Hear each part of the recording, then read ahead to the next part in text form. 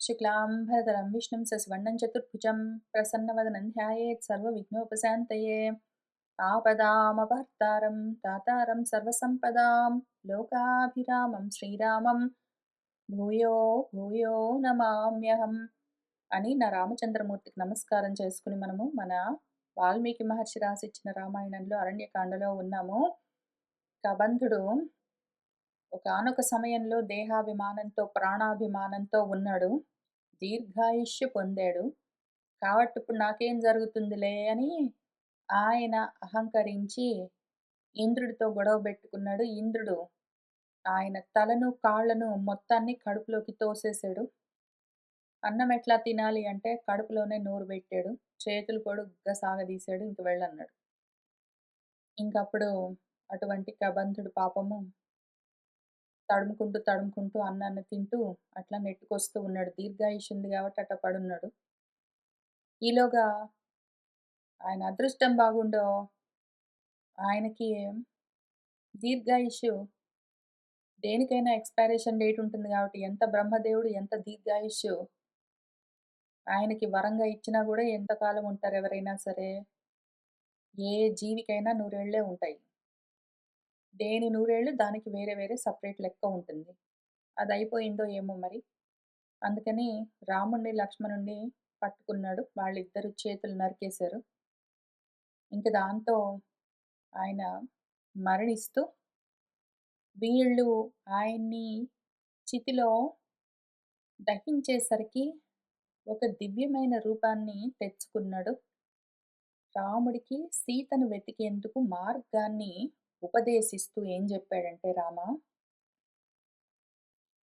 ఎవరికైతే భాగ్యం బాగాలేదో, దశ సరిగ్గా లేని వాళ్ళు దౌర్భాగ్యులున్నారో, మందభాగ్యులు, అటువంటి వాళ్ళేం చెయ్యాలి అంటే, అటువంటి ఇంకెవరైనా దశ బాలేని వాళ్ళు, దౌర్భాగ్యంతో మందభాగ్యులై ఉన్న వాళ్ళెవరున్నారో, వాళ్ళని సహాయం కోరుకోవచ్చు.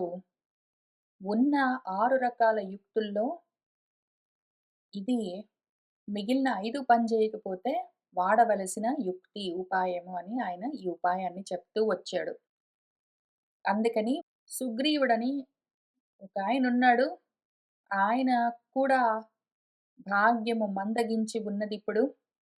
రాజ్యాన్ని పోగొట్టుకున్నాడు. వాళ్ళ అన్నయ్య ఆయన్ని రాజ్యంలో నుంచి వెళ్ళగొట్టాడు. ఆయన కష్టాల్లో ఉన్నాడు. నువ్వెళ్ళి ఆయనకి సహాయం చెయ్యి. ఆయన నీకు సహాయం చేస్తాడు. ఈ విధంగా ఒకళ్ళకొకళ్ళు సహాయం చేసుకుని ఎవరి ప్రయోజనాలు వాళ్ళు సాధించవచ్చు అని ఆయన ఉపాయం చెప్పాడు. ఆ విధంగా మార్గాన్ని చూపించాడు. ఇది కథాపరంగా చెప్పుకున్న విషయం. దీన్ని ఆధ్యాత్మికంగా చూద్దాము. ఆధ్యాత్మికం గూడా మళ్ళీ 2 రకాల ఆధ్యాత్మికంగా చూద్దాము.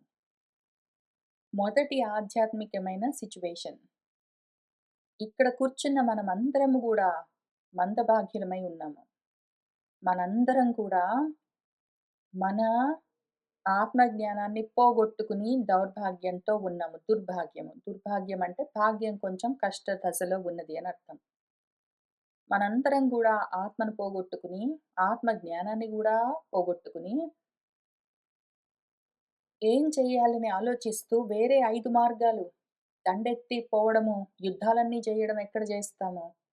మన ఇంద్రియాలే, మన ప్రాణాలే, మన దేహమే విషయాల వెంటబడిపోయి ఆత్మ నుంచి నన్ను దూరం చేస్తే, పైగా లోపల నుంచి అజ్ఞానం ముదిరి, ఆత్మ జ్ఞానమంతా మరుగున బడిపోతే, అటువంటి పరిస్థితిలో జ్ఞానపరంగా బలహీనంగా ఉన్నాను.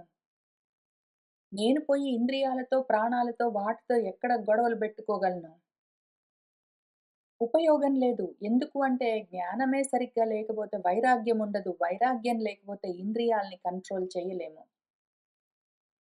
అటువంటి కష్టకాలంలో, కష్ట దశలో ఉన్న మనము, దుర్దశలో ఉన్న మనము చేయగలిగిందేమి అంటే దండెత్తిపోవడము, వాళ్ళొస్తే యుద్ధాలు జేయడము, ఏదో నిలదొక్కుకొని పోరాడడము, ఏదో గెలవడము, సాధించడము ఇప్పుడు చెయ్యలేము. మనకంత జ్ఞానము, అంత భక్తి, అంత వైరాగ్యము 3 లేవు. భక్తి, జ్ఞాన, వైరాగ్యాలు 3 ఉంటే ఇంద్రియాలతో యుద్ధానికెళ్ళిపోవచ్చు. భక్తి, జ్ఞాన, వైరాగ్యాలు అంతంత మాత్రంగా ఉన్నప్పుడు, బ్రహ్మజ్ఞానము మరుగున పడి ఉన్నది. ఆత్మకు దూరమై ఉన్నాము. ఇటువంటి స్థితిలో ఏం చేయాలి అంటే, మనలాంటి దౌర్భాగ్య స్థితిలో ఉన్న వాళ్ళు, దాన్ని మళ్ళీ సాధించాలని కోరుకుంటున్న వాళ్ళు ఎవరున్నారో చూసుకొని, అటువంటి వాళ్ళతో స్నేహం చెయ్యాలి. మనం ఇప్పుడు ఇక్కడ కూర్చున్న అందరము అదే పనిలో ఉన్నాము.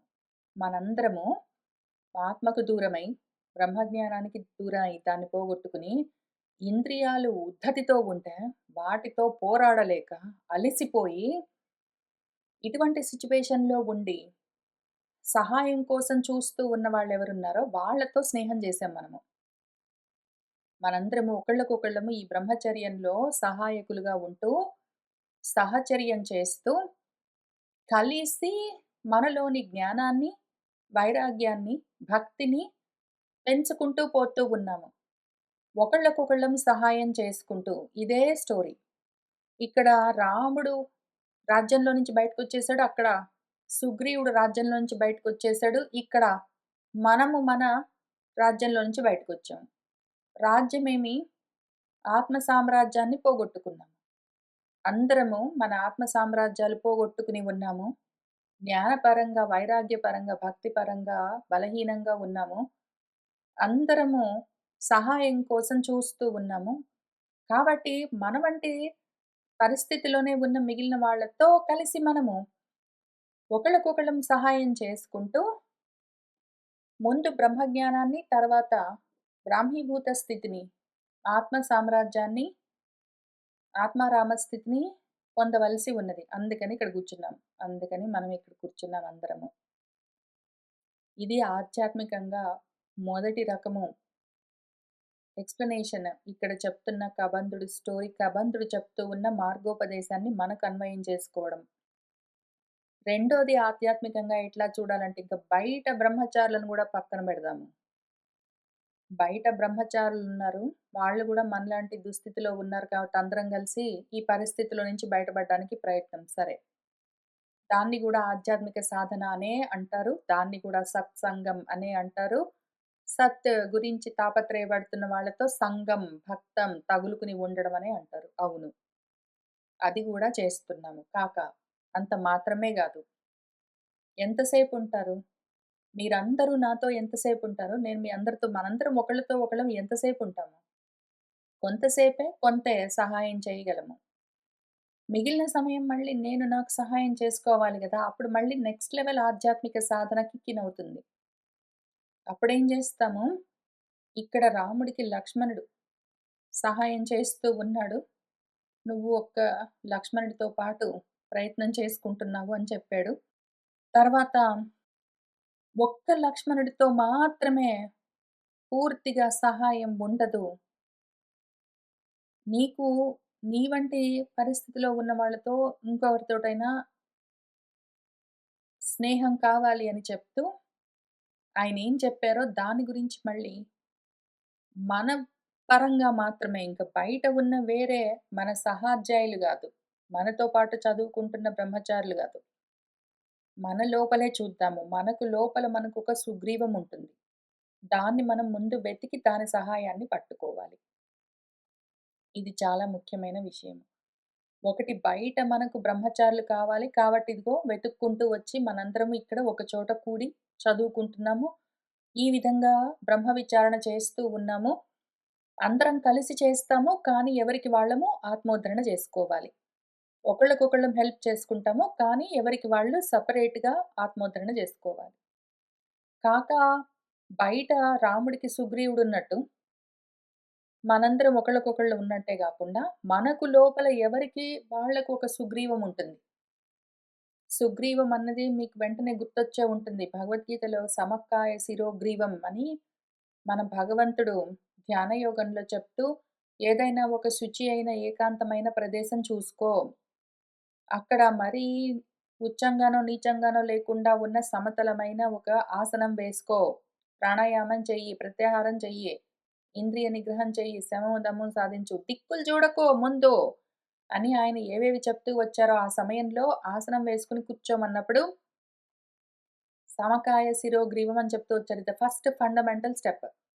ఆత్మను పోగొట్టుకున్నావు. బ్రహ్మజ్ఞానం ఇంకా కలగలేదు. అది గూడా తెలియట్లేదు. అదెక్కడో దాక్కొనుంది. మరుగున బడుంది. ముందు దాన్ని సాధించాలి అంటే ఏం చెయ్యాలి? ముందు నువ్వు ఆసన జయం సాధించు. తర్వాత శ్వాస జయం సాధించు. ఆ తర్వాత మనోనిగ్రహం సాధించు. ఏమి సాధించిక్కడ? ఆసన జయం సాధించు అంటే, నీ దేహం పైన నీకు కంట్రోల్ ఉండాలి. దేహాన్ని నీ వశంలోకి తెచ్చుకో. దేహం అయిపోయిన తర్వాత ఏముంటుంది నెక్స్ట్ ప్రాణాలు. కాబట్టి ప్రాణాల్ని నీ కంట్రోల్‌లోకి, నీ వశంలోకి తెచ్చుకో. తర్వాత ఏముంటుంది ఇంద్రియము, మనస్సు దాన్ని నీ కంట్రోల్‌లోకి తెచ్చుకో. దేహేంద్రియ ప్రాణాలను, దేహ ప్రాణ ఇంద్రియాల్ని వరసగా కంట్రోల్‌లోకి తెచ్చుకో.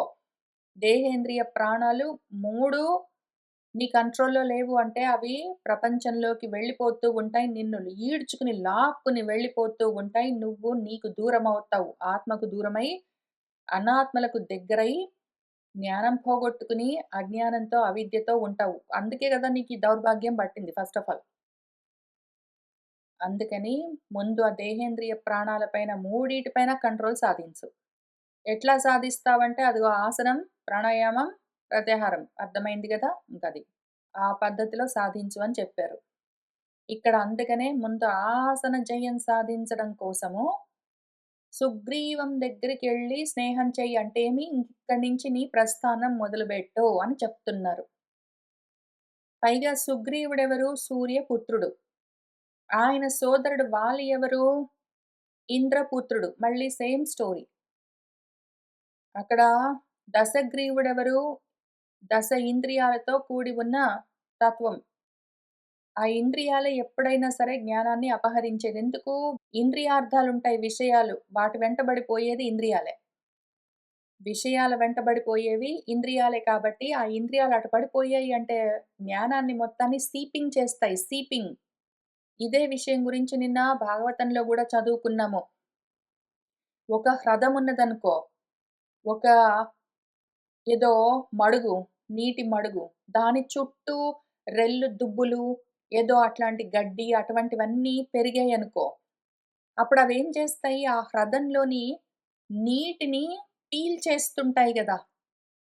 అట్లా ఇంద్రియ విషయాల వెంట ఒకవేళ నీ ఇంద్రియాలన్నీ పడిపోయాయంటే, ఇంద్రియార్థాల వెంట ఇంద్రియాలు పడిపోయాయంటే, అవి నీలోని వివేక జ్ఞానాన్ని కూడా, బ్రహ్మజ్ఞానాన్ని, ఆత్మజ్ఞానాన్ని కూడా పీల్చేస్తూ వెళ్ళిపోతాయని చెప్పారు. అపహరిస్తాయని. అట్లానే ఈ 10 ఇంద్రియాలు మనలోని వివేక జ్ఞానాన్ని పీల్చేసాయి. మొత్తం లాక్కొని ఎళ్ళిపోయాయి. మన మనసులో ఆత్మానాత్మ వివేక జ్ఞానంతో కూడిన విజ్ఞానం మొత్తము ఈ విధంగా ఇంద్రియాలు పీల్చేసేసరికి లోపల ఖాళీ అయిపోయింది మరి. అపహరించాయి. ఇక్కడ గూడా అంతే విషయము. దశగ్రీవుడు 10 తలలతో ఉన్న 10 ఇంద్రియాలు బ్రహ్మజ్ఞానాన్ని పీల్చేసాయి, అపహరించేసాయి. ఇప్పుడు లోపల ఖాళీ అయిపోయింది. కాబట్టి ఇప్పుడు మళ్ళీ దాన్ని తెచ్చుకోవాల్సొస్తుంది. ఇంద్రియ నిగ్రహం మొత్తం ఆసన జయం దగ్గర నుంచి స్టార్ట్ చేసి, ఇంద్రియ జయాన్ని సాధించి మొత్తం ఇంద్రియ నిగ్రహం అదంతా చాలా చేయవలసి ఉంటుంది. మళ్ళీ ఇక్కడ చూస్తే గూడా అంతే. మన సుగ్రీవుడు సూర్యపుత్రుడు అంటే జ్ఞానం నుంచి వచ్చిన లక్షణము. అదిగో వాలి ఎవరి పుత్రుడు? ఇంద్రుడి పుత్రుడు. మళ్ళీ ఇంద్రియాలే రాజ్యాన్ని, ఆత్మ సామ్రాజ్యాన్ని అపహరించేది. మళ్ళక్కడి నుంచి జ్ఞానాన్ని వెళ్ళగొట్టేదెప్పుడూ కర్మలే ఉంటాయి, ఇంద్రియాలే ఉంటాయి. ఇంద్రియార్థాల వెంట పడిపోతాయి. అక్కడి నుంచి మొదలుబెట్టాలి. మనలో కూడా ఒక సుగ్రీవం ఉంటుంది. ఆ సుగ్రీవాన్ని ఎంత ప్రయత్నపూర్వకంగానైనా మనం వెతికి పట్టుకొని తీరవలసిందే. అది ఫస్ట్ స్టెప్. ఆసన జయం సాధించడం ఫస్ట్ స్టెప్. సమకాయ శిరోగ్రీవం గావాలి. అక్కడి నుంచి ఆ యోగం పట్టిందంటే ఇంకా ముందుకు వెళ్ళవలసి ఉంటుంది. కాబట్టి ఆధ్యాత్మికంగా రెండో విధంగా లోపల మనం చేయవలసిందిది. ఇక్కడ రామచంద్రమూర్తి రకరకాల అడవులు, కొండలు, కోనలు, గుహలన్నీ దాటుతూ వెళ్ళి ఆ సుగ్రీవాన్ని పట్టుకుంటారు. మనం కూడా మన లోపల ఉన్న సుగ్రీవాన్ని అట్లానే పట్టుకోవాలి. లోపల ఉన్న సుగ్రీవాన్ని పట్టుకోవాలి అంటే ఆ సలహా ఎట్లా కలుగుతుంది? బయట ఉన్న బ్రహ్మచారులు మనకు స్నేహితులవ్వాలి. ముందు బయట ఉన్న బ్రహ్మచారులను మనము స్నేహం చేస్తే, అందరము ఒకళ్ళతో ఒకళ్ళము మాట్లాడుకుంటూ, డిస్కస్ చేసుకుంటూ, స్వాధ్యాయం, ప్రవచనం చేస్తూ, ఈ విషయాన్ని అర్థం చేసుకుంటూ, మన లోపల ఉన్న సుగ్రీవాన్ని మనం వెతుక్కోవాలి. ఈ రకంగా 2 ఒకటేసారి చేయాలి. 2 రకాల ఆధ్యాత్మికాలు బయట చేయాలి, లోపల చేయాలి. ఆధ్యాత్మికం వదిలిపెట్టకుండా చేస్తూ ఉంటే, లోపల ఎప్పుడైతే సుగ్రీవం మనకు సహాయం చేయడం మన మనస్సు ఎప్పుడైతే సుగ్రీవమై, స్థిరమై, మనకు సహాయం చేస్తుందో ఆత్మన సహాయేన మనము ఆత్మోద్ధరణ చేసుకోవచ్చు. అందుకని ఇక్కడి నుంచి ప్రస్థానం మనకు సీరియస్‌గా స్టార్ట్ అవుతూ ఉన్నది. దాని గురించి చెప్తూ ఉన్నారు మన వాల్మీకి మహర్షి. ఈ విధంగా మార్గాన్ని ఉపదేశం చేసి, ఎందుకు మార్గోపదేశం చేసింది? కబంధాన్ని ఎప్పుడైతే తొలగించుకున్నారో రామచంద్రమూర్తి, అప్పుడు ఈ మార్గం తెలిసింది. కబంధం అంటే మొండెం అర్థం. ఓన్లీ దేహాభిమానం మాత్రం. ఆత్మను పోగొట్టుకోవడము అంధత్వము. దేహమే ఆత్మ అనుకోవడము, దేహాభిమానంతో, దేహాత్మ భావనతో ఉండడము కబంధము. ఎప్పుడైతే బ్రహ్మజ్ఞానం నశించిపోతుందో మనలో, ఆత్మకు మనం దూరమయ్యామో, అప్పుడే మనలో దేహాత్మ భావన పైకొస్తుంది. అది మనల్ని పూర్తిగా గ్రసిస్తుంది గట్టిగా పట్టుకున్నప్పుడు, మనం ముందు ఆ దేహాత్మ భావాన్ని తొలగించగానే, వెంటనే మనకు ఆత్మ సాధనకి మార్గం కనిపిస్తుంది. ఆ విధంగానే జరిగిందని చెప్తున్నారిక్కడ రామచంద్రమూర్తి. ఆయనే దిగి వచ్చి అవతరించి, ఆయనే సాధకుడై, జారిపోయి దుర్గతిలో ఉన్న మనకు మార్గాన్ని ఈ విధంగా తన చేతలతో చూపించి నేర్పిస్తూ ఉన్నారు. సాధకుడుగా రామచంద్రమూర్తి చూపిస్తూ ఉన్నారు. ఇక్కడెక్కడో ఒక చోట ఒక్క లక్ష్మణుడితో నువ్వు దీన్ని సాధించలేవు అని చెప్తారు. లక్ష్మణుడు ఒక్కడుంటే అంత మాత్రం సరిపోదు నీకు అని. ఎందుకు అంటే, లక్ష్మణం అంటే ఆత్మ లక్షణాలు తెలియడం. ఆత్మ లక్షణాలు తెలుసు మనకు. కానీ దాన్ని సాధించే జ్ఞానము దూరమయ్యేసరికి, లుప్తమయ్యేసరికి ఆత్మ ఇట్లా ఉంటుంది అని దాని లక్షణాలు తెలిస్తే మాత్రం ఉపయోగం ఎక్కువగా ఉండదు. ఆత్మ లక్షణాలు తెలిసినంత మాత్రాన ఆత్మను ఎవ్వరు పోయలేరు, దాన్నెవరు ఎండగట్టలేరు, దాన్నెవరు నానబెట్టలేరు, దాన్నెవరు చంపలేరు, అది దేన్ని చంపదు, అది అనంతము, అది సత్యము, అది నిత్యము, అది శాశ్వతము అని ఇవన్నీ దాని లక్షణాలు తెలిసినంత మాత్రాన ఉపయోగమేమున్నది? దాన్ని సాధించేందుకు జ్ఞానం గావాలి. దాన్ని ఎట్లా సాధించాలి ఏమి అని. కాబట్టి ఓన్లీ నీకు లక్ష్మణుడు మాత్రం ఉంటే సరిపోదు. నీకు ఈ 2 ఉపకారాలు చేసేవాళ్ళు కావాలి. ఎవరు? బయట నుంచి సహాయం చేసేవాళ్ళు బ్రహ్మచారులు కావాలి. లోపల నుంచి సహాయం చేసే నీ మనసు నీ వశంలో ఉన్నదై ఉండాలి. ఈ రెండిటి కోసం నువ్వు ముందు ప్రయత్నం చెయ్యని మనకు ఇక్కడ ఉపకారం చేస్తూ ఉన్నారు మార్గాన్ని ఉపదేశం చేస్తూ. ఆ విధంగా ఏ విధంగా మనలో ఉన్న సుగ్రీవాన్ని మనం వెతకాలి అని ఆధ్యాత్మికంగా, ఇక్కడ కథాపరంగా ఆ ఋష్యమూక పర్వతం పైన మళ్ళీ ఋష్యమూక పర్వతం. ఋషులందరూ ఉండేది జ్ఞానంతో నిండి ఉండాలక్కడ. ఎక్కడ బుద్ధిలో అనర్థం. ఎప్పుడైతే నీ అంతఃకరణము రుచ్యతి గచ్చతీతి అని ఋషి శబ్దానికి వ్యుత్పత్తి పూర్వకమైన అర్థం. ఏదైతే జ్ఞానాన్ని పొందడానికి మార్గమై ఉంటుందో అక్కడ ఇది కనిపిస్తుంది. అక్కడికి వెళ్ళాలి. దానికి దారంతా చూపిస్తూ వచ్చారు. చెట్లు అవన్నీ ఎక్స్‌ప్లెయిన్ చేశారు. ఈ గుర్తులన్నీ చూస్తూ వెళ్ళు అని చెప్పారు. ఎప్పుడైనా మనకి మళ్ళీ అవకాశం వస్తే చేయాలనిపిస్తే, ఈ గుర్తులను మనము డీకోడింగ్ చేద్దాము. మన లోపల ఆ ద్వారం తెరుచుకోవాలి. సుగ్రీవం లోపల ఉన్నది మనకు కనపడాలి కాబట్టి, ఇక్కడేంటో చెప్తున్నారు వాల్మీకి మహర్షి పూల పేర్లన్నీ, చెట్ల పేర్లన్నీ, పర్వతాల పేర్లన్నీ చెప్తూ ఉన్నారు. వాటిని మనము తెలుసుకుంటూ వెళ్దాము. ఇప్పటికైతే కథాపరంగా కొంత చూస్తూ వెళ్దాము. సరే అక్కడ దారిలో చెట్లుంటాయి. చెట్లకి చాలా పళ్ళుంటాయి. వాటిని కోసుకొని తింటూ వెళ్ళండి. దారిలో చేపలన్నీ కనిపిస్తాయి. రకరకాల రోహితాలు, నడమీనాలు అవన్నేంటో. వాటన్నింటిని కూడా చక్కగా పట్టుకుని, కాల్చుకుని సంతోషంగా తినండి. అని చెప్తూ ఉన్నారు. అంతవరకు వచ్చాం. ఇంక అక్కడి నుంచి కొంత చదువుకుంటూ వెళ్దాము. ఈ విధంగా రామ భృశంతే ఖాదతః మత్స్యాన్ పంపాయాః పుష్పసంచయే పద్మగంధి శివం వారి సుఖసీతం అనామయం ఉద్ధృత్య సతతాక్లిష్టం రౌప్య స్ఫాటిక సన్నిభం అసౌ పుష్కరపర్ణేన లక్ష్మణః పాయయిష్యతి. నువ్వు ఈ విధంగా చక్కగా భృశం బాగా అక్కడ దొరికే పంపా నదిలో దొరికే పుష్ప సంచయము పువ్వులతో, పద్మాల పరిమళాలతో నిండి ఉన్న ఆ పంపా నదిలో దొరికే ఈ చేపలన్నింటినీ పట్టుకుని నువ్వు చక్కగా తింటూ ఉండగా, మన లక్ష్మణుడేం జేస్తాడంటే, ఆ పువ్వులతో నిండి, పద్మపు సుగంధాలతో నిండి ఉన్న మంగళకరమైన సుఖాన్ని కలిగించే అనామయమైన, సతతము అక్లిష్టమైన, స్వచ్ఛమైన, శుద్ధమైన, చల్లటి మంచి నీళ్లను, ఆ నీళ్లు కూడా రౌప్య స్ఫాటిక సన్నిభం, రౌప్యము అంటే వెండి, స్ఫటికంలాగా స్వచ్ఛంగా ఉన్న చల్లటి మంచి నీళ్లను ఆ పంపా నదిలో నుంచి ఆయనేం చేస్తాడు అసలు లక్ష్మణుడు పుష్కర పండైన ఒక తామరాకులో పట్టుకునొచ్చి నీకిస్తాడు. ఆ విధంగా నీ చేత ఆ నీళ్లు తాగిస్తాడు. నువ్వు ఆ నీళ్లు కూడా తాగుతూ వెళ్ళు. ఈలోగా నువ్వు పళ్ళన్నీ తిన్నావు, చేపలన్నీ కాల్చుకుని తిన్నావు, మంచినీళ్ళన్నీ తాగావు, చక్కగా వెళ్తూ ఉన్నావు గదా! అట్లా వెళ్తూ వెళ్తూ ఉంటే, దారిలో చాలా మృగాలవన్నీ కనిపిస్తాయి. సంతోషంగా చూడొచ్చు.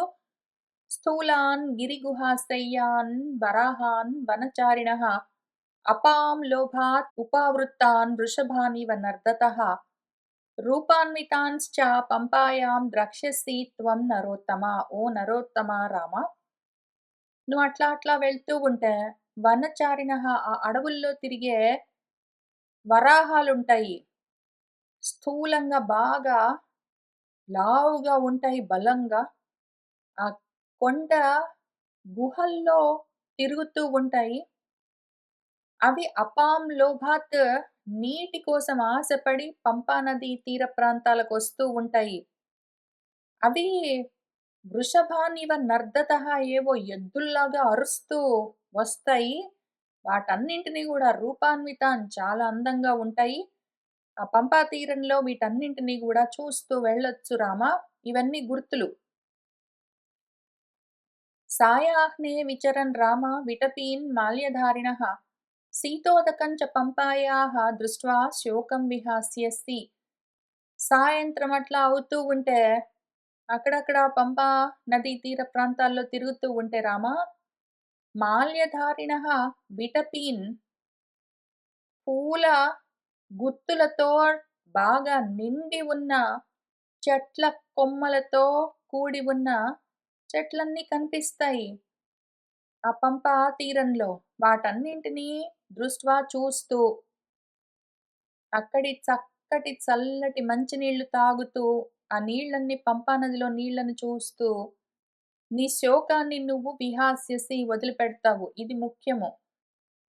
మనం సాధన చేస్తూ ఉన్న సమయంలో, అయ్యో! నాకింత కష్టమొచ్చిందే, మొత్తం ఆత్మకు దూరమయ్యానే, ఎంత దౌర్భాగ్యుడిని అని బాధపడుతూ మనము ఈ సాధన చేస్తే దాన్ని సాధించలేము. సంతోషంగానే ప్రయత్నం చేస్తూ వెళ్ళాలి. మనం బలంగా ఉండాలి. శారీరకంగా, మానసికంగా మనం బలంగా ఉండాలి. మన శరీరానికి తగిన చక్కటి భోజనాన్ని చెయ్యాలి. మనసు గూడా సంతోషంగా, ఉల్లాసంగా ఉండే విధంగానే ఉంచుకోవాలి ఆధ్యాత్మికంగా.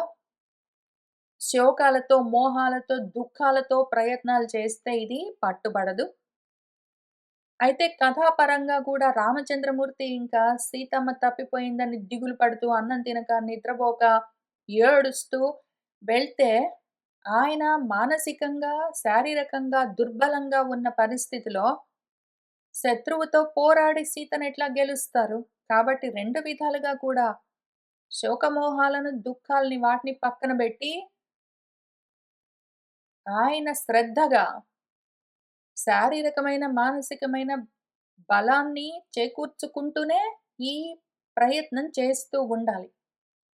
ఈ విధంగా నువ్వు శోకాన్ని వదిలిపెట్టుకుంటూ అవన్నీ చూసి వెళ్తూ ఉంటావు రామా ఈలోగా. సుమనోభిః చితాన్ తత్ర తిలకాన్ నక్తమాలకాన్ ఉత్పలాని చ పుల్లాని పంకజాని చ రాఘవ. సుమనోభిః మనోహరమైన చితాన్ దట్టంగా ఉన్న తిలక వృక్షాలు, నక్తమాలాలు, కానుగ చెట్లు, ఉత్పుల్లాని ఉత్పలాని బాగా వికసించిన పద్మాలు, పంకజాలు, కలువలు ఏవైనా సరే. అట్లానే ఓ రామా, నతాని కశ్చిత్ మాల్యాని తత్ర ఆరోపయితా నరః నచ వై మ్లానతాం యాంతి నచ శీర్యంతి రాఘవ. నువ్వివన్నీ చూస్తూ చూస్తూ వెళ్తూ ఉన్నావు గదా రామా! అక్కడ ఈ పూలమాలలను ఎవ్వరూ తెంపి మాలలుగా తయారు చేసుకొని మెడలో వేసుకోవడం ఇటువంటివన్నీ ఉండవు. అసలు ఆ పువ్వులు ఎప్పుడూ వాడిపోవు, అవి ఎప్పుడూ రాలిపోవు రామా అని చెప్తూ ఉన్నారు. మతంగ శిష్యాః తత్ర ఆసన్ ఋషయః సుసమాహితాః తేషాం భారాభితప్తానాం వన్యం ఆహరతాం గురోః ఏ ప్రపేతుః మహీం తూర్ణం శరీరాత్ శ్వేతబిందవః తాని జాతాని మాల్యాని మునీనాం తపసా తదా. అక్కడ నీకు మతంగ మహర్షి శిష్యుల ఆశ్రమాలు కనిపిస్తాయి. అక్కడ ఒకానొక సమయంలో మతంగ మహర్షి యొక్క శిష్యులు సుసమాహితాః ఏకాగ్ర చిత్తాలతో ఉన్నవాళ్ళు ఉండేవాళ్ళు. వాళ్ళు గురువుగారి కోసం వనంలో దొరికే పళ్ళు, కందమూలాలు, తేనె, పువ్వులు, దర్భలు, ఏవో యజ్ఞం కోసము ఎండు కర్రలు ఇటువంటివన్నీ పట్టుకుని వస్తూ ఉంటే ఆ భారానికి తపించిపోతూ వాళ్ళు గూడా వృద్ధులు. ఆ విధంగా వాళ్ళవన్నీ తీసుకుని వస్తూ ఉంటే మన మతంగ మహర్షి కోసము వాళ్లకు అలసట కలిగి శ్వేత బిందువులు, వాళ్ళ చెమట బిందువులు వాళ్ళ శరీరం నుంచి జారి భూమి మీద పడ్డాయి. అవన్నీ ఇప్పుడు పూలమాలలయ్యాయి రామా! ఆ మునుల తపస్సు అటువంటిది. శ్వేతబిందు సముద్ధాని న వినశ్యంతి రాఘవ తేషాం గతానాం అద్యాపి దృశ్యతే సహచారిణి శ్రమణి శబరి నామ కాకుత్సా చిరజీవిని.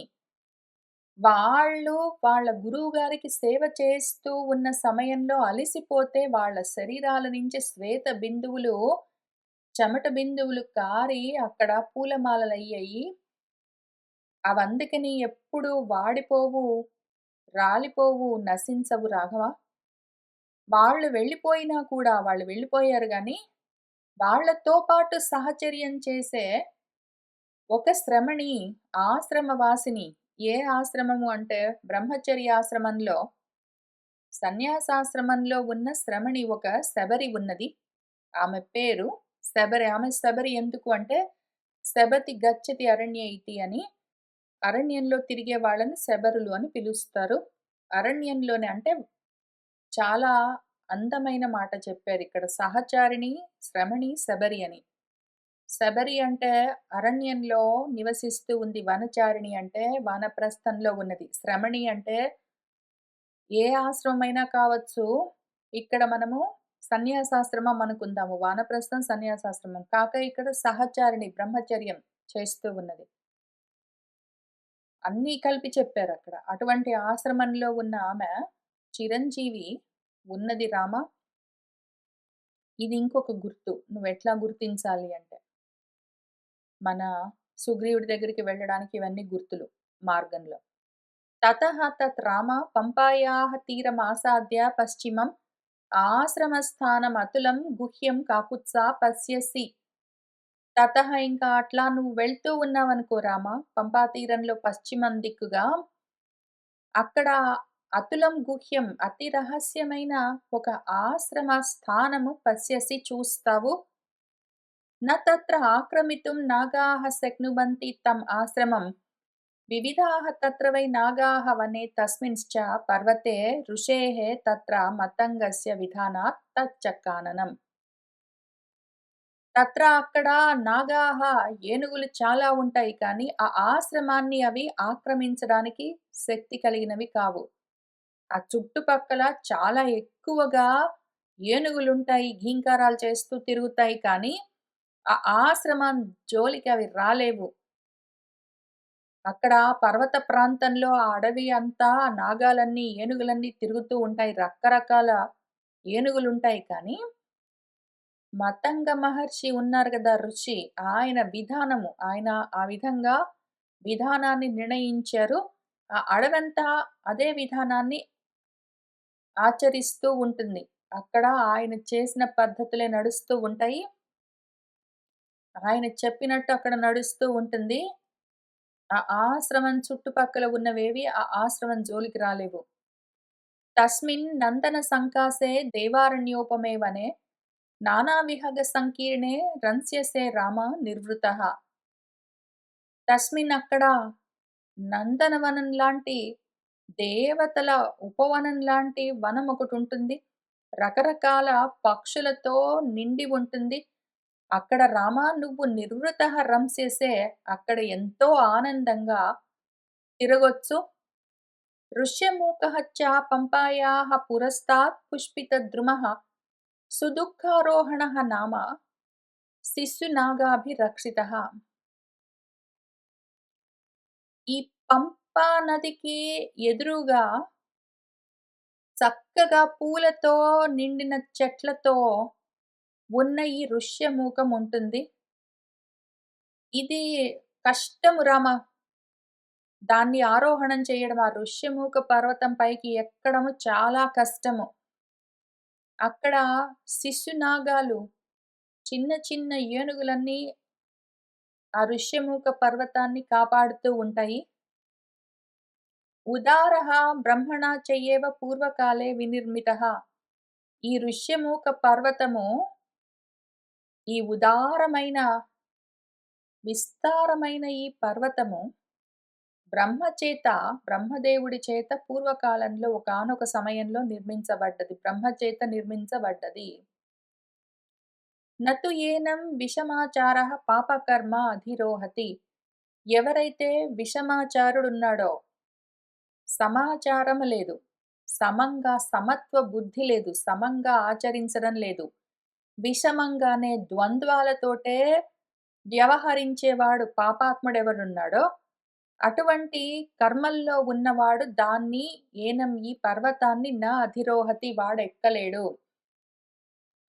మనసు సమాహితమై లేకపోతే, మనసు సమస్థితిలో లేకపోతే, ఏకాగ్ర చిత్తము లేనివాడు, ద్వంద్వాలతో సతమతమవుతున్నవాడు, ఈ సుగ్రీవాన్ని అసలు ఈ ఋష్యమూక పర్వతం దగ్గరికి వెళ్ళలేడసలు. లోపలికి ఆత్మప్రాప్తికి అసలు మొదటి అడుగు గూడా వెయ్యలేడు. వాడు ప్రపంచంలోనే ఉన్నవాడు అక్కడి నుంచి డైరెక్ట్‌గా ఆత్మ దగ్గరికి వెళ్ళిపోవడం కుదరదు. ముందు వాడు ద్వంద్వాలని సమం చేసుకుంటూ రావాలి. కోరికలు, కోపాలు తగ్గించుకుంటూ, సుఖ దుఃఖాలు, శీతోష్ణాలు అన్నింటినీ తితిక్ష చేస్తూ తట్టుకుంటూ, వాడుకున్నయి నాకు లేవు, నేను, వాడు, వీడు, నావి, నేను అనుకుంటూ మమకారాలు, అహంకారాలతో, తరతమాలతో, రకరకాలుగా భేద బుద్ధులతో ఉన్నవాడు అసలు ఈ పర్వతం ఎక్కలేడు. వాడికి సుగ్రీవం అసలు రావడం కుదరదు. ముందు ఈ పర్వతం అసలు ముందు పర్వతం లాంటి ఆ బాడీని ఒక చోట కూర్చోబెట్టడం గూడా కూర్చోబెట్టలేడు వాడు.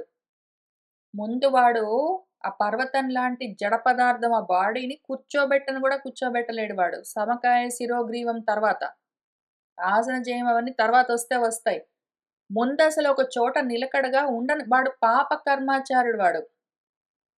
ప్రపంచంలోని కర్మలు చేస్తూ ఉంటాడు. పాపం అంటే పతన కారణం ఏదున్నదో, మనం పతనం అవ్వడానికి, మనం జారిపోవడానికి మార్గము కోరికలతో, కోపాలతో, తాపాలతో, మోహాలతో, శోకాలతో ఉన్నాము అంటే పాపాలతో ఉంటాము. అవి మనల్ని పతనం చేస్తూ ఉంటాయి. వాటికి సంబంధించిన కర్మలు, అసలు కర్మలన్నీ పాపాలే. కర్మలున్నాయి అంటే మనం ప్రపంచంలో పాతమవుతాం, పోయి పడతాము. ఆ పక్షంలో పాతమవుతాం మనము. ఆ విధంగా పక్షపాత బుద్ధితో ఉన్నవాడు విషమాచారుడెవడున్నాడో వాడసలు కూర్చుంటే గదా! వాడు సుగ్రీవాన్ని సమకాయ శిరోగ్రీవాన్ని సాధించడం. కాబట్టి వాడు చెయ్యలేడు. వాడు అనధికారి. ఇప్పుడు చెప్తూ ఉన్న ఈ మొత్తం సాధనకు ఆధ్యాత్మికంగా అధికారి ఎవడు? సాధకుడెవరు అవ్వగలరు అంటే, ఎవరైతే పాపాచారుడు కాడో, ఎవరైతే విషమాచారుడు కాడో. అంటే ఏమి? కోరికలతో, కోపాలతో వ్యవహరించకుండా సమస్థితిలో ఉన్నాడో, అటువంటి వాడు దీనికి అధికారి.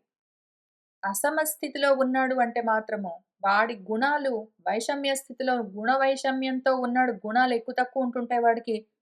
రజో, తమో గుణాలతో ఉంటాయి. అటువంటి పాపాలతో వాడు కర్మలు చేస్తూ ఉన్నాడు అంటే, జ్ఞానానికి దూరంగా ఉంటాడు. వాడికి వైరాగ్యం అసలుండదు కాబట్టి, వాడు దీనికి అనధికారి. వాడెక్కలేడు, కుదరదు అని ఇక్కడ అధికారాన్ని గూడా ఎవరు ఈ ఆత్మజ్ఞానాన్ని సాధించడానికి అధికారి, సాధకుడు ఎవరవ్వగలడు అని అధికారాన్ని గూడా నిరూపిస్తున్నారు.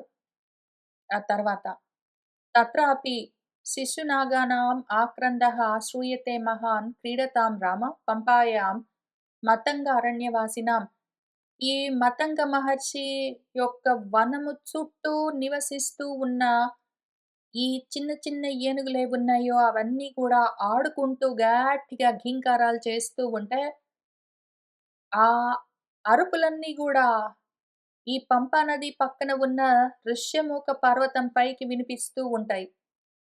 తే తత్ర పీత్వా పానీయం విమలం శీతమవ్యయం నివృతాః సంవిగాహంతే వనాని వనగోచరాః. అక్కడ అడవిలో తిరుగుతూ ఉన్న జంతువులన్నీ గూడా అవి అక్కడ పంపా నదిలోని చల్లటి నిర్మలమైన స్వచ్ఛమైన నీటిని తాగి సంతోషంగా ఆ అడవిలోకి వెళ్తూ ఉంటాయి.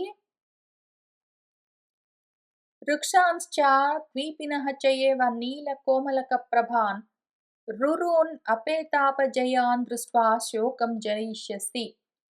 రామ, అక్కడ వృక్షాలుంటాయి, భల్లూకాలు, ఎలుగుబంట్లు, ద్వీపాలు, మన పెద్ద పులులు మొదలైనవి. నీల కోమలక ప్రభాన్, చక్కటి నీలపు మణులలాగా కోమలమైన ప్రభలతో ఉన్న రురు అంటే జింకలు కూడా అక్కడ కనిపిస్తూ ఉంటాయి. ఇవన్నీ గూడా అపేత అపజయాన్, వాటికి పరాజయం లేదు. అవి ఎవరైనా పట్టుకుంటారు, చంపుతారని భయం లేకుండా నిర్భయంగా తిరుగుతూ ఉంటాయి. వాటిని దృష్ట్వా చూసి నువ్వు శోకాన్ని జయిష్యసి, దూరం చేసుకుంటావు రామ. రామ, తస్య తు శైలస్య మహతి శోభతే గుహా శిలాభిధానా కాకుత్సా దుఃఖం చ అస్యాః ప్రవేశనం. రామ, ఈ ఋష్యమూక పర్వతం పైన ఒక అందమైన పెద్ద గుహ ఉన్నది. కానీ ఆ గుహ ఒక పెద్ద గండుశిలతో బండరాయితో కప్పబడి ఉన్నది. ఆ గుహ ద్వారము ఒక పెద్ద బండరాయితో మూసేసి ఉంటుంది రామ కాకుత్సా. అస్యాహ ప్రవేశనం చాలా దుఃఖం. అందులోకి ఆ గుహలోకి ప్రవేశించడము, ఆ ఋష్యమూక పర్వతం యొక్క గుహలోకి ప్రవేశించడం చాలా కష్టం. తస్యాహ గుహాయాః ప్రాగ్ద్వారే మహాన్ శీతోదకః హ్రదః ఫలమూలాన్వితః రమ్యః నానామృగ సమావృతః. తస్యాహ గుహాయాః, ఆ గుహ యొక్క తూర్పు ద్వారం దగ్గర ఒక పెద్ద చల్లటి మంచినీళ్లతో ఉన్న ఒక హ్రదము మడుగు కనిపిస్తుంది. దాని చుట్టూ కందమూలాలు, ఫలాలతో ఉన్న చెట్లు అవన్నీ ఉంటాయి. రమ్యమైన ప్రదేశం రామ. రకరకాల అందమైన మృగాలతో కూడి ఉంటుంది. ఇవి ఆ ఋష్యమూక పర్వతం పైన మనవాడు సుగ్రీవుడు ఎక్కడ ఉంటాడు అని తెలుసుకోవడానికి గుర్తులు. ఋష్యమూక పర్వతాన్ని ఎట్లా గుర్తుపట్టాలని చెప్పాను గదా! పంపా నదికి పశ్చిమం వైపు ఒక పెద్ద పర్వతం ఉంటుంది. అది ఇదిగో ఈ ఈ జంతువులతో ఉంటుంది. ఇట్లా ఉంటుంది. ఈ సమయంలో పలానా చోటు నుంచి ఎక్కడైతే జంతువులన్నొచ్చి ఆ పంపా నది తీరంలో నీళ్లు తాగుతూ ఆడుకుంటూ ఉంటాయో, అటువైపు నుంచి చూసావంటే ఎదురుగా ఈ కొండ కనిపిస్తుంది. ఎక్కడం చాలా కష్టము. కానీ ఆ కొండపైకి ఎక్కితే ఒకానొక ప్రాంతంలో ఒక పెద్ద గుహ ఉంటుంది. దానికి బండరాయి కప్పేసుంటుంది.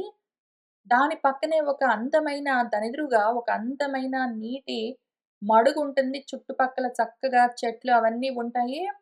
చల్లటి మంచినీళ్ళ ప్రాంతమిది. జంతువులవన్నీ ఉంటాయి. ఇప్పుడు అక్కడుంటాడు మనవాడు. తస్యాం వసతి సుగ్రీవः చతుర్భిः సహ వానరైः కదాచిత్ శిఖరే తస్య పర్వతస్య అవతిష్ఠతే. తస్యాం ఆ గుహలో మన సుగ్రీవుడు తన నలుగురు వానరులతో కలిసి నివసిస్తూ ఉంటాడు. కదాచిత్ ఒక్కొక్కసారి ఆ ఋష్యమూక పర్వతం పైన కూడా ఎక్కి కూర్చుంటూ ఉంటాడు.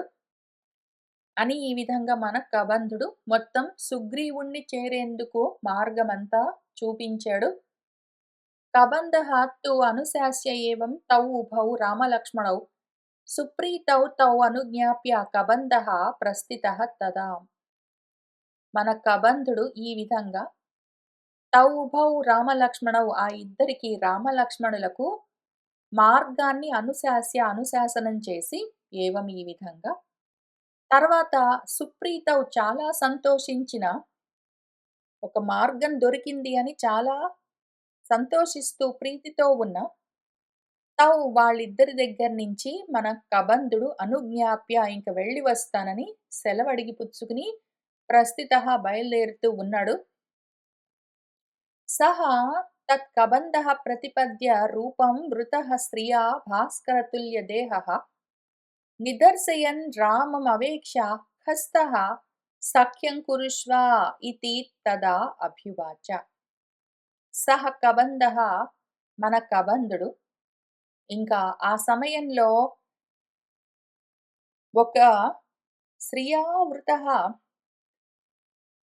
కళలతో ప్రభలతో నిండి ఉన్న సూర్యుడికి సమానమైన దేహాన్ని అటువంటి రూపాన్ని ప్రతిపద్య పొంది ఉన్నాడు. రామమవేక్ష రాముణ్ణి చూసి ఆయన హస్తః ఆకాశంలోనే ఉన్నాడు. భాస్కరుడిలాగా ప్రకాశిస్తూ ఉన్నాడు. ఈ విధంగా రాముడికి మార్గోపదేశం చేసిన తర్వాత రాముణ్ణి చూసి నిదర్శయన్ ఈ విధంగా గుర్తులు చెప్పి ఆయనతో తదా అభ్యువాచ ఈ విధంగా అన్నాడు. సఖ్యం కురుష్వ వెళ్ళి అదిగో అటు చూసావా రామా ఈ మార్గంలో నుంచి వెళ్ళు అని నిదర్శనము దారి చూపించి అటు వెళ్ళు వెళ్ళి సుగ్రీవుడితో సఖ్యం చేసుకో అని చెప్పాడు. ఇంకా ఆయన బయలుదేరుతూ ఉన్నాడు. ఇక్కడి నుంచి మన రామచంద్రమూర్తి ఇంకా మన కబంధుడు చూపించిన మార్గంలో వెళ్తూ ఉన్నారు. శబరి కనిపించాలి. శబరి కనిపించిన తర్వాత అక్కడ మతంగ మహర్షి ఆశ్రమం ఉంటుంది. దాన్ని దాటితే పంపా నదికి ఒకవైపు ఎదురుగా పశ్చిమం దిక్కు ఈ ఋష్యమూక పర్వతం ఉంటుంది. కాబట్టి ఋష్యమూక పర్వతం కన్నా ముందు శబరి ఆశ్రమం ఉంటుంది. అది పరమ గుహ్యమైన ప్రాంతం అని చెప్పారు. అక్కడికి వెళ్ళాలి.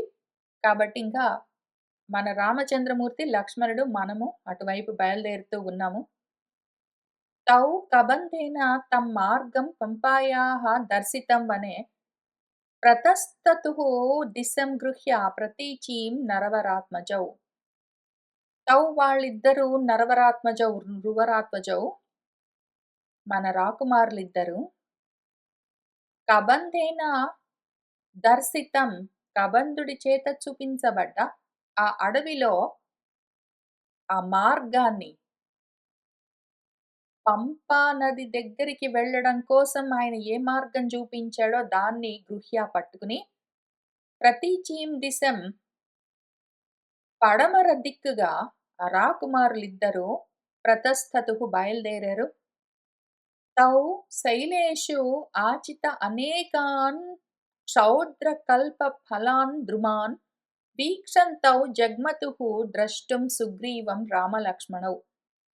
రామలక్ష్మణులిద్దరు వాళ్ళిద్దరూ అనేకమైన శైలాలు పర్వతాలతో ఆచితము బాగా వ్యాపించి ఉన్న క్షౌద్రకల్ప ఫలాన్, క్షౌద్రము అంటే తేనెలు. తేనెలూరుతున్న, మధువులూరుతున్న పళ్ళను, ఆ పళ్ళతో ఉన్న చెట్లను వాటిని వీక్షంతౌ చూస్తూ సుగ్రీవుణ్ణి చూడాలి అన్న కోరికతో జగ్మతుహు ఆ మార్గంలో నడుస్తూ వెళ్తూ ఉన్నారు ఈ గుర్తులన్నీ చూస్తూ. కృత్వా చ శైలపృష్ఠే తౌ వాసం రామలక్ష్మణౌ పంపాయాః పశ్చిమం తీరం రాఘవౌ ఉపతస్థతుః. తౌ వాళ్ళిద్దరూ మన రామలక్ష్మణులు అక్కడక్కడ పర్వత శిఖరాల పైన అలసట తీరడానికి రాత్రి పడుకోవడానికి ఉంటూ పశ్చిమం దిక్కుగా పంపా తీరం వైపుకు నడుస్తూ ఉన్నారు. తౌ పుష్కరిణ్యాః పంపాయాః తీరమాసాద్య పశ్చిమం అపశ్యతాం తతః తత్ర శబర్యాః రమ్యం ఆశ్రమం. తౌ వాళ్ళిద్దరూ పుష్కరిణ్యాః పద్మాలతో కూడిన కొలనులతో నిండి ఉన్న పంపా నది యొక్క తీరాన్ని చేరి పశ్చిమం దిక్కుగా తతః ఇంకా తత్ర అక్కడ శబరి యొక్క రమ్యమైన ఆశ్రమాన్ని అపశ్యతాం చూశారు. తౌ తమాశ్రమమాసాద్య ద్రుమైః బహుభిః ఆవృతం సురమ్యం అభివీక్ష్యంతౌ శబరీం అభ్యుపేయతుః. తౌ వాళ్ళిద్దరూ ఆ ఆశ్రమం దగ్గరికి వెళ్ళారు. చాలా రకాల చెట్లతో వాటితో నిండి ఉన్నదది.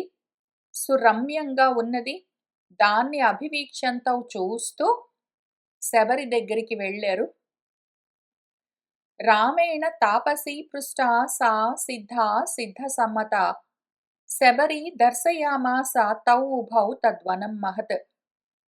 రాముడి చేత రాముడు అడిగాడు, ఈ చుట్టుపక్కల ఆశ్రమాన్ని చూపిస్తారా అని.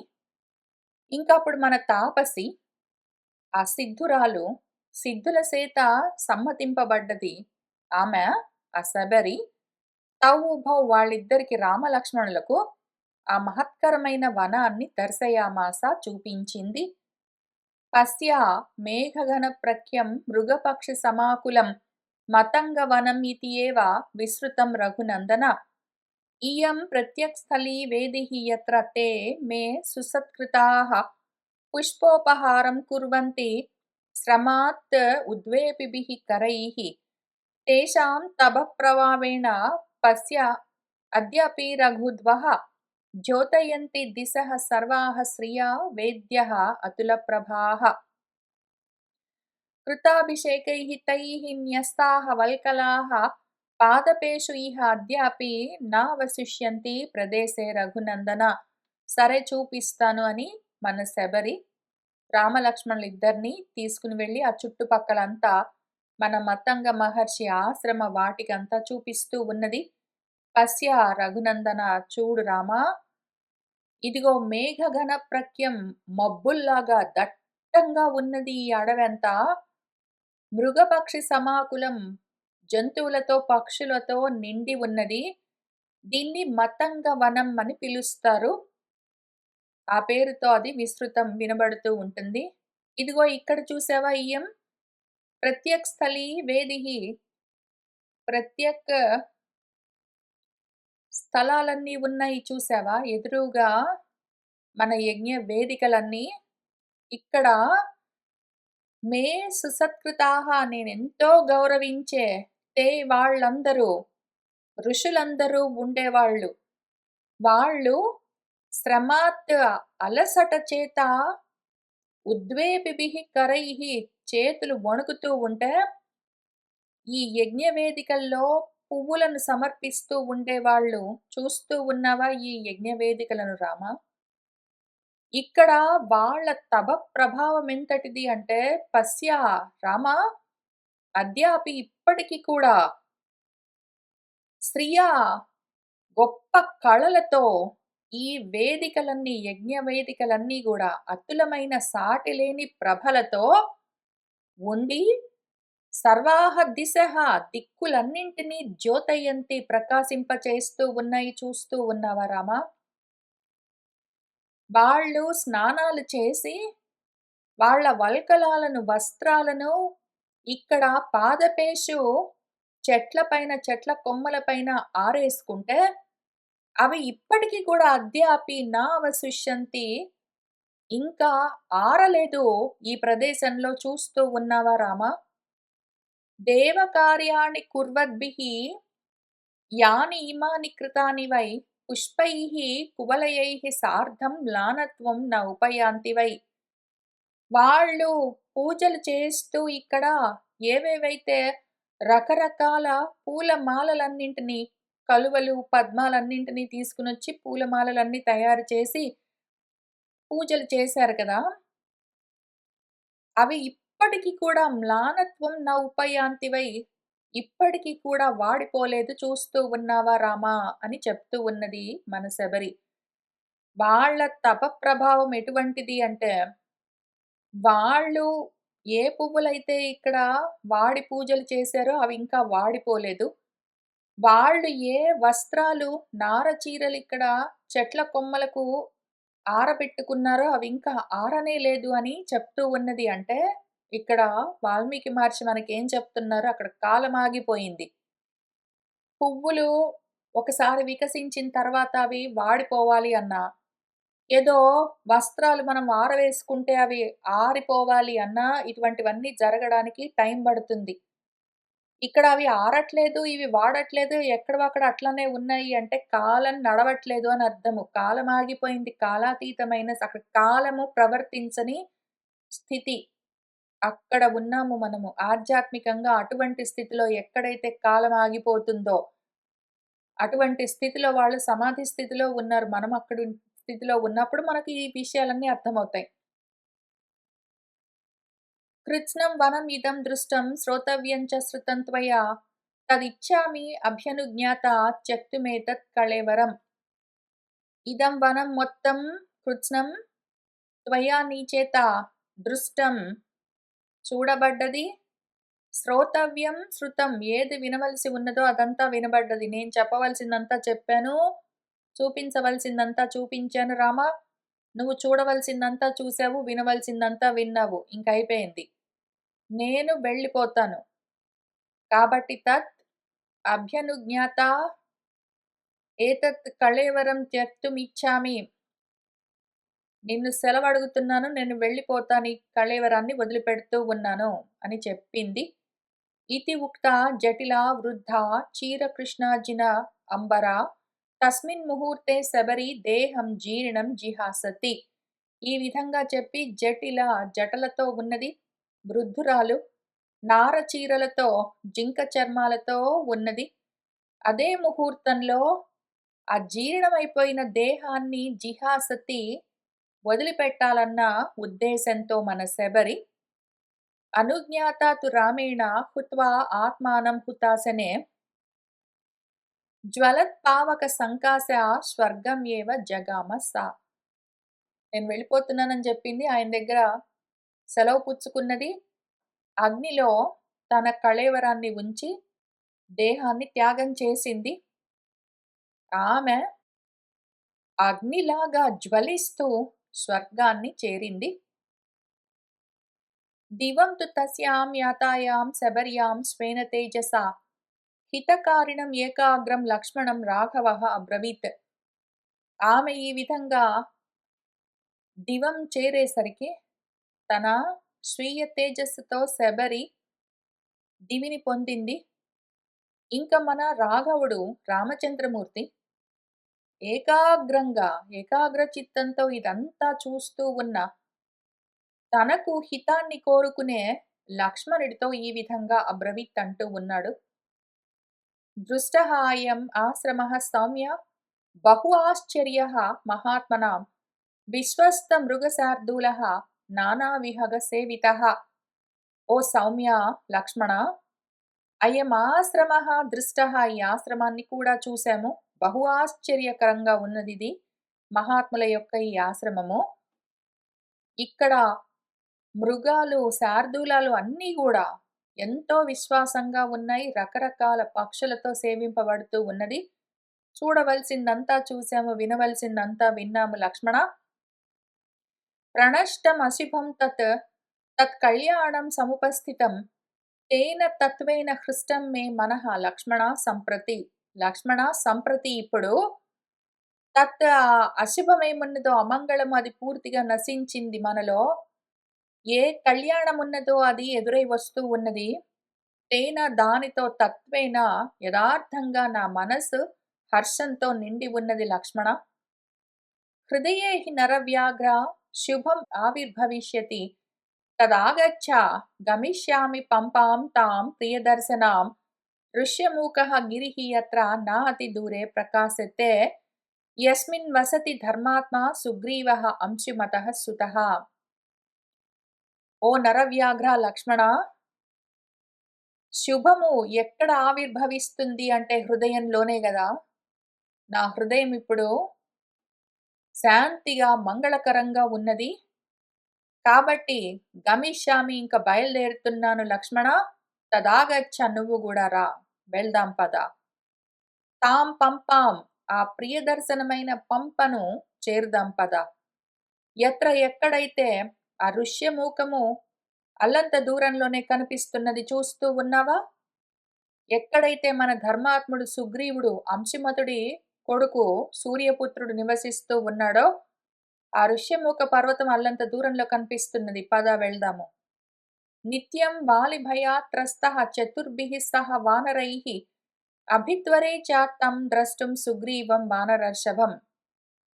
తత్ అధీనం హి మే సౌమ్య సీతాయాః పరిమార్గణం. నిత్యము వాలి భయానికి భయపడుతూ తన నలుగురు సహచరులతో అక్కడ నివసిస్తూ ఉన్నాడు కదా మన వానర శ్రేష్ఠుడు సుగ్రీవుడు. ఆయనను చూడడానికి నా మనసు త్వరపడుతూ ఉన్నది. ఓ సౌమ్య లక్ష్మణ, సీతను వెతకడమన్న పని ఈ సుగ్రీవుడి అధీనంలో ఉన్నది కాబట్టి వెళ్దాం పదా అని అంటూ ఉన్నారు. ఏవం బ్రువాణం తం ధీరం రామం సౌమిత్రిః అబ్రవీత్ గచ్చావః త్వరితం తత్ర మమ అపి త్వరతే మనః. ఏవం ఈ విధంగా మన రాముడు అనేసరికి మన సౌమిత్రిః మన లక్ష్మణుడు ఆ ధీరోదాత్తుడైన రాముడితో ఈ విధంగా అంటూ ఉన్నాడు.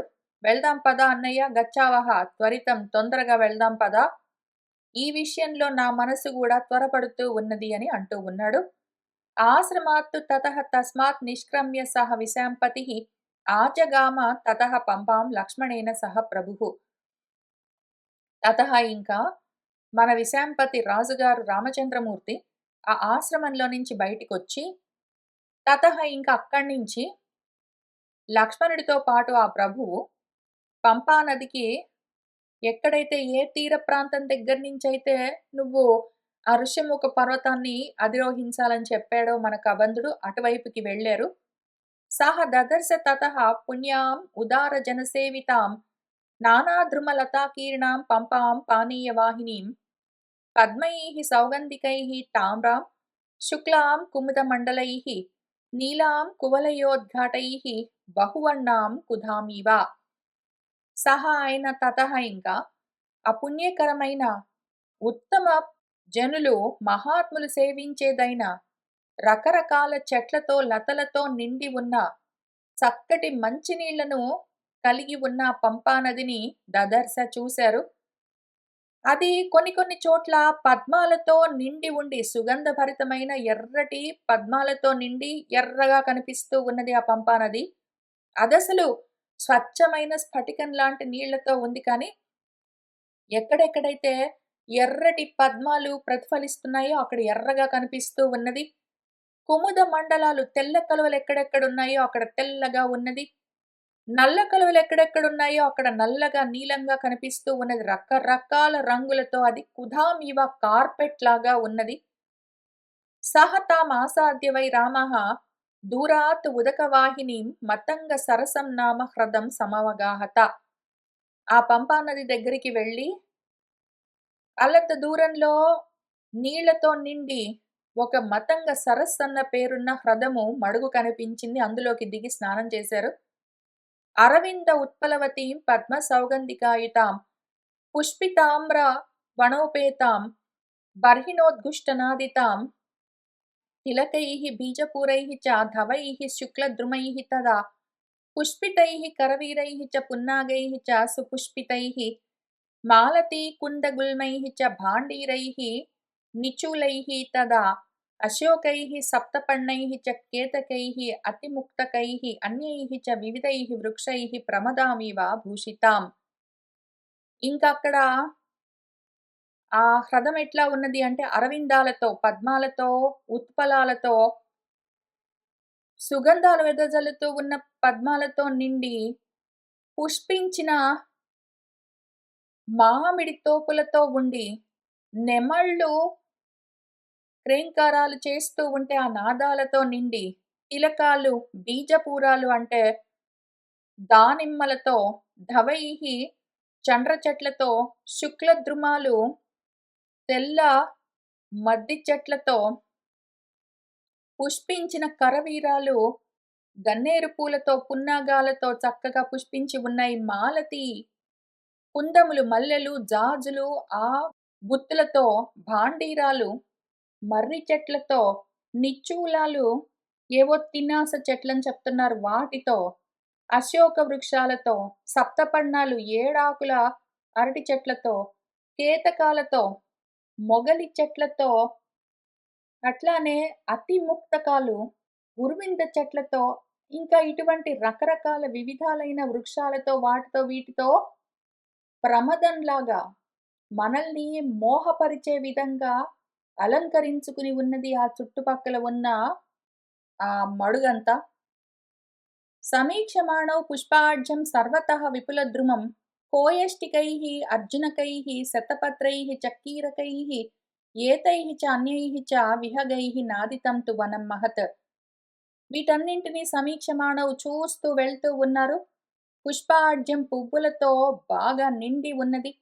అన్ని వైపుల నుంచి విశాలమైన చెట్లతో దట్టంగా ఉన్నది. కోయష్టికాలు కోకిలలు, అర్జునాలు తెల్ల నెమళ్ళు, శతపత్రాలు ఏవో నీటి కోకిలలు, కీరకాలు రామచిలుకలు మొదలైన రకరకాల పక్షులతో వాటి నినాదాలతో ఆ వనమంతా గొప్పగా సందడిగా ఉన్నది. తతః జగ్మతుః అవ్యగ్రౌ రాఘవౌ సుసమాహితౌ తద్వనం చ ఏవ సరసః పశ్యంతౌ శకునైః యుతం. తతః ఇంకా మన రాఘవులిద్దరూ అవ్యగ్రంగా, నిర్భయంగా, శాంతిగా, సుసమాహితమైన మనస్థితులతో జగ్మతుః వెళ్తూ ఉన్నారు. ఆ సరస్సు దగ్గర ఉన్న రకరకాల శకునములు, పక్షులన్నింటి కూతలన్నీ వింటూ ఉన్నారు. సహ దదర్శ తతః పంపాం సీతవారి నిధిం శుభాం తిలకాశోక పున్నాగ వకుళ ఉద్దాల కాసినీం పుష్పితోపవనోపేతాం సాల చంపక శోభితాం షట్పదౌఘ సమావిష్టాం శ్రీమతీం అతుల ప్రభాం స్ఫటికోపమత్తోయాఢ్యాం శ్లక్ష్ణ వాలుక సంతతాం. ఇంకా రామచంద్రమూర్తి ఆయన చూస్తూ ఉన్నారు. ఆ పంపా నది తీర ప్రాంతాల్లో చక్కటి నీటితో కూడి ఉన్న పంపా నది, ఆ చుట్టుపక్కల ఉన్న తిలకాలు, అశోకాలు, పున్నాగాలు, వకుళాలు, ఉద్దాలకాలు వీటన్నింటితో ప్రకాశిస్తూ ఉన్నదది. పుష్పాలతో నిండిన ఉపవనాలన్నీ ఉన్నాయి. సాలాలు, మద్ది చెట్లు, చంపకాలు ఇవన్నిటితో నిండి అలంకరించినట్టు ఉన్నది. షట్పదములు, తుమ్మెదలన్నీ ఝంకారాలు చేస్తూ ఉన్నాయి. శ్రీమంతమై సాటిలేని ప్రభలతో ఉన్నది అక్కడ పంపానది. స్ఫటికమైన నీళ్లతో, అంతటి స్వచ్ఛమైన నీటితో ఉన్నది. శ్లక్ష్ణము స్వచ్ఛమైన ఇసుక తిన్నెలతో ఉన్నది. సహతాం దృష్ట్వా పునః పంపాం పద్మ సౌగంధికైః యుతాం ఇతి ఉవాచ తదా వాక్యం లక్ష్మణం సత్యవిక్రమః. ఆ పంపా నదిని చూసి, పద్మాల సుగంధాలతో నిండి ఉన్న దాన్ని చూసి మన సత్యవిక్రముడు రామచంద్రుడు లక్ష్మణుడితో మళ్ళీ ఈ వాక్యాన్ని ఈ విధంగా అంటూ ఉన్నాడు. అస్యాః తీర్థేతు పూర్వోక్తః పర్వతః ధాతుమండితః ఋష్యమూకః ఇతి ఖ్యాతః పుణ్యః పుష్పితపాదపః హరేః ఋక్షరజోః నామ పుత్రః తస్య మహాత్మనః అద్యాస్తే తం మహావీర్యః సుగ్రీవః ఇతి విశ్రుతః. అదిగో లక్ష్మణ, ఆ పర్వతం చూస్తూ ఉన్నావా? ఋష్యమూకమన్న పేరున్నదది పుణ్యకరమైంది. పువ్వులతో నిండిన చెట్లతో ఉన్నది. రకరకాల ధాతువులతో ప్రకాశిస్తూ ఉన్నది. ఇంతకుముందు మన కబంధుడు ఏ విధంగా గుర్తులు చెప్పాడో ఆ విధంగా విస్తారంగా ఉన్న విశాలమైన ఈ పంపా నదీ తీరంలోని ఈ ఋష్యమూక పర్వతాన్ని చూస్తూ ఉన్నావా? ఆ హరి అంటే మన వానరుడు, వృక్షరజుడు అన్న పేరున్నవాడు, ఆ మహాత్ముడు. ఆయన యొక్క పుత్రుడు ఈ మహావీర్యుడు సుగ్రీవుడు అన్న పేరున్నవాడు ఇక్కడే నివసిస్తూ ఉంటాడు మన కబంధుడు చెప్పినట్టు అని అంటూ ఉన్నారు. తతః మహద్వర్త్మ సుదూర సంక్రమం క్రమేణ గత్వా ప్రవిలోకయన్ వనం దదర్శ పంపాం శుభదర్శన కాననాం అనేక నానావిధ పక్షి జాలకాం. అనేకమైన రకరకాల విధాలైన పక్షులతో సమూహాలతో ఉన్నది. మంగళకరమైన ఆ పంపా నది. దాన్ని చూస్తూ మన రామచంద్రమూర్తి ఆ మార్గంలో చాలా దూరం ప్రయాణం చేసి క్రమంగా దారిలో ఉన్న వనాలన్నింటినీ దాటుకుంటూ వాటిని చూస్తూ గుర్తులన్నీ తెలుసుకుంటూ ఈ మంగళకరమైన రకరకాల చెట్లతో, పక్షులతో వాటితో నిండి ఉన్న పంపా నదీ తీరానికి ఋష్యమూక పర్వతం ఎక్కడి నుంచైతే ఆయన ఎక్కవలసి ఉన్నదో అక్కడికొచ్చారు. దాన్ని చూస్తూ ఉన్నారు అన్న చోట మనకు అరణ్యకాండ పూర్తయింది. ఇంకా వచ్చే వారం నుంచి మనము కిష్కింధకాండలోకి ప్రవేశిస్తూ ఉన్నాము. इति वाल्मीकि रामायणे आदिकाव्ये अरण्यकाण्डे द्विषष्टितमः सर्गः सम्पूर्णम्। सर्वं श्री सीतारामचन्द्र प्रभुः पादारविन्दार्पणमस्तु। मङ्गलं कोसलेन्द्राय महनीय गुणात्मने चक्रवर्ति तनुजाय सार्वभौमाय मङ्गलं वेद वेदान्त वेद्याय मेघश्याममूर्तये पुंसां मोहनरूपाय पुण्यश्लोकाय मङ्गलम्।